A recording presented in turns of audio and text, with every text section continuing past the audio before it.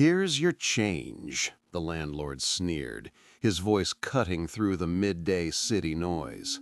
He held the single-dollar bill between his thumb and forefinger as if it were something dirty. Then, with a flick of his wrist, he sent it fluttering down, not into the young man's waiting hand, but into a murky puddle on the sidewalk. "Now get out of my sight until you have the rest of my money." The young man, Mark, just stood there, paralyzed, watching the last dollar to his name sink into the brown water, the green portrait of George Washington now distorted and mocking. The weight of every passing stranger's stare felt like a physical blow, and he wondered how it all came to this. Mark, at 28, was a freelance graphic designer living in a modest apartment in Austin, Texas. For 5 years, he had been the perfect tenant. Rent was always on time, he never made noise, and he kept to himself. But the freelance world was a brutal one. His biggest client, a tech startup, unexpectedly went bankrupt, taking his primary source of income with it. Suddenly, the first of the month arrived like a freight train, and Mark was short. He was exactly $100 short. His landlord, Mr. Henderson, was a man in his late 50s who seemed to feed on the misfortunes of others. He drove a luxury car and wore clothes that cost more than Mark's monthly rent. When Mark had called him that morning, his voice trembling with shame, to ask for a simple 24-hour extension, Henderson had laughed. He demanded the money he had, immediately, in cash. Mark scraped together every last cent he possessed, $99. He met Henderson in front of the building, handing over the crumpled bills. Henderson counted them slowly, a cruel smirk playing on his lips. "$99, he announced loudly for anyone on the street to hear. "You're $1 short, kid." Mark explained he would have it tomorrow, that this was all he had. In truth, that missing dollar was meant for a pack of instant noodles, the only food he could afford. Henderson reached into his own wallet, pulled out a $100 bill, and then handed Mark the single dollar as change. The public humiliation was the point. It was a show of power, a way to remind Mark of his place. Now, Mark's knees felt weak as he stared at the soggy bill in the puddle. He could feel Henderson's cold eyes on him, enjoying the spectacle. He had to retrieve it. He couldn't afford not to. His hand shook as he knelt down, the rough concrete scraping his skin. The water was cold and smelled of city grime. As his fingers closed around the wet paper, he heard Henderson let out a short, barking laugh before turning and walking away, his expensive shoes clicking on the pavement. Mark stood up, the wet dollar clutched in his fist, his face burning with a shame so intense it felt like a fever. He didn't see the old man sitting on a nearby bench, the one with the worn-out army jacket and the deeply lined face, who had watched the entire exchange with silent, knowing eyes. All Mark could feel was the emptiness in his stomach and the utter despair in his heart. He walked away from his own home, unsure of where to go. He spent the rest of the afternoon in a haze of desperation. He sat in a public park, using the free Wi-Fi on his phone to email everyone he knew. He begged for small loans, offered to do any kind of design work for cheap, and applied for dozens of low-paying online gigs. Each rejection email felt like another slap in the face. The sun began to set, casting long shadows across the park, and the city lights started to twinkle, each one a reminder of a life he felt he was no longer a part of. Just as he was about to give up, a notification pinged on his phone. It was an email from a small marketing firm he had contacted weeks ago. They saw his portfolio, were impressed, and wanted to discuss a potential project. A tiny spark of hope ignited in Mark's chest. It wasn't a sure thing, but it was something. They needed some updated samples sent over within the hour. His phone battery was dying, and the park Wi-Fi was slow. He needed a real computer, a real connection. He remembered a coffee shop a few blocks away. With renewed purpose, he hurried there, the damp dollar still in his pocket.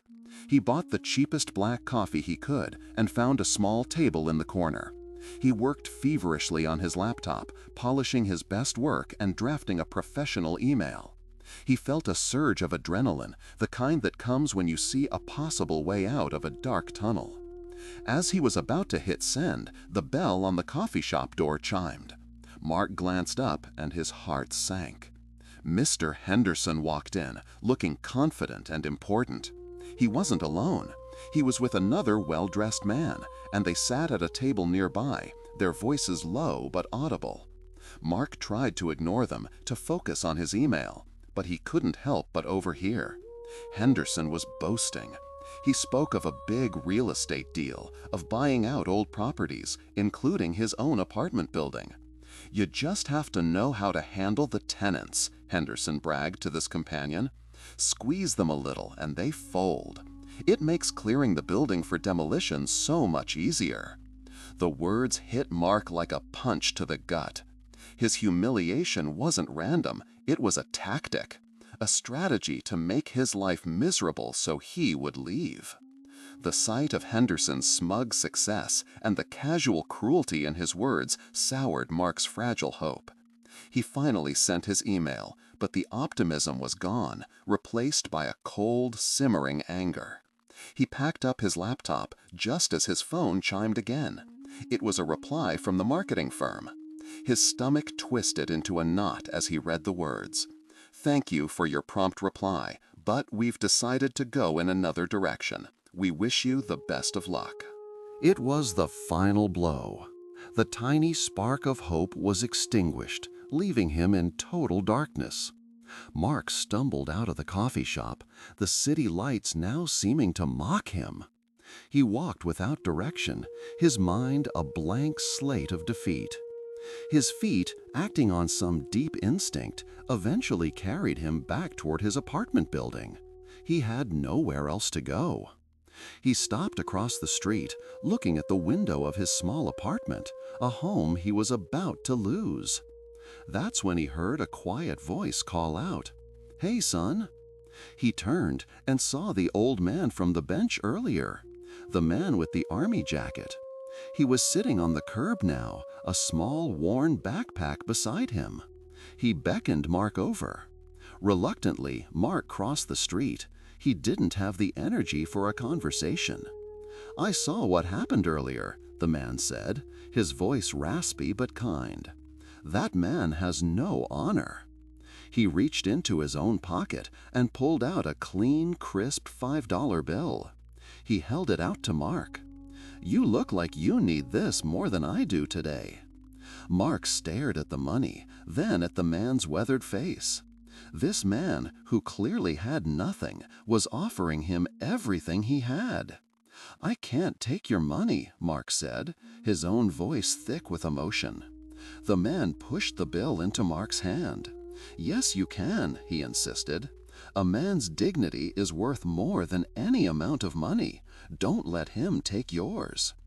The kindness from this complete stranger was so unexpected, so pure, that it broke through Mark's wall of despair. Tears welled up in his eyes. "Thank you," he whispered. The man simply nodded. He then reached into his backpack and pulled out something else. It was a small, old book bound in dark leather, its pages yellowed with age. "My father gave this to me," he said, placing it in Mark's other hand. "It's a first edition of some old poems. Maybe it's worth something. I can't eat it, and you look like you have a good head on your shoulders." Mark looked down at the book. It felt heavy, not just with its physical weight, but with the weight of the man's story, his generosity. He didn't know what to say. The man introduced himself as Samuel. He said he served in Vietnam. They talked for a few minutes, not about their problems, but about the weather, about the city, about nothing in particular.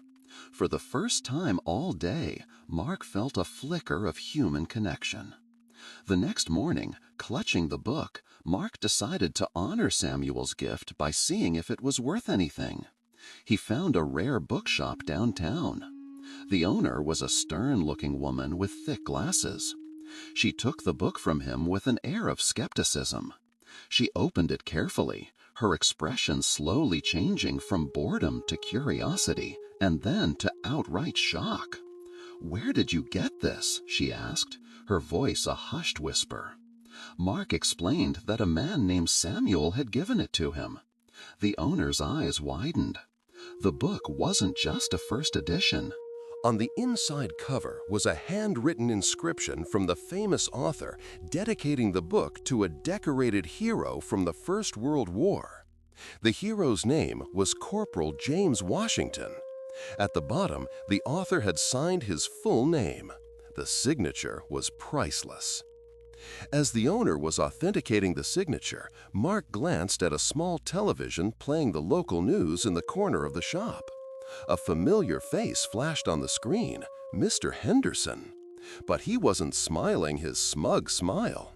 His face was a mask of panic and disbelief as two police officers led him away in handcuffs. The news anchor reported that Henderson had been arrested as the mastermind of a massive real estate fraud scheme. The big deal he was making was a scam to defraud investors of millions, and he was using illegal intimidation tactics to drive tenants from his properties to sell the land. The man he met at the coffee shop was an undercover federal agent. Mark stood frozen, watching his tormentor's empire crumble on live television.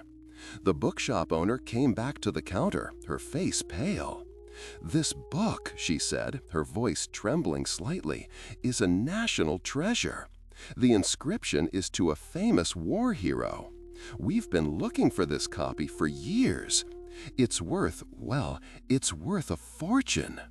The amount she quoted was so high, Mark thought he misheard her. It was enough to change not just his life, but many lives. The world seemed to spin. In the span of a few minutes, his greatest enemy was defeated, and an impossible fortune had landed in his lap. The news report continued, stating that all of Henderson's assets were frozen. He had lost everything. The single dollar he had thrown in the mud out of spite had somehow, cosmically, cost him his entire kingdom. After the sale of the book was arranged, Mark's first priority was not a new car or a fancy apartment. It was Samuel. He spent 2 days searching the city for him, finally finding him in the same park. He sat down beside him and told him the entire story. Samuel listened with quiet dignity, a slow smile spreading across his face when he heard his grandfather, James Washington, was being honored as a hero again. Mark didn't just hand Samuel a check. He knew that wouldn't fix the deep wounds of homelessness and neglect. He worked with a local veterans assistance organization. With a significant portion of the money, they secured Samuel a beautiful, fully furnished apartment in a quiet community. They arranged for the medical care he needed and helped him claim the military pension he was entitled to but never received due to lost paperwork. A few weeks later, Mark visited Samuel in his new home. The man who stood at the door was transformed. He was clean-shaven, wore new clothes, and his eyes, once clouded with hardship, were bright and clear. The apartment was filled with light, and on the wall, in a handsome frame, was an old black-and-white photograph of a proud young soldier, Corporal James Washington. Samuel gestured to the photo. "You didn't just give me a home, son," he said, his voice steady. "You gave me my name back. You gave me my family's honor back." Mark stayed for dinner, and as they ate, he saw a final news update on Samuel's new television. It showed a haggard-looking Mr. Henderson being sentenced to a long prison term, a broken man who had lost everything. The universe had a strange way of balancing the books. The dollar bill, a symbol of Henderson's cruelty, had been the catalyst for his downfall. And Samuel's simple gift, an act of pure kindness, had blossomed into a fortune that restored a good man's life. The lesson that stays with me from this is that true wealth is never measured in dollars. It's measured in the dignity we afford others. Greed builds empires of sand, ready to be washed away by the first tide of consequence. But a single act of genuine compassion can build a foundation of rock, creating ripples of goodness that can change the world in ways we can never predict. What do you all think? Was this justice served, or just a lucky coincidence? I'd love to read your thoughts in the comments below. If this story touched you, please give it a like, and don't forget to subscribe to the channel for more real stories that matter. Thank you for listening, and I'll see you in the next one.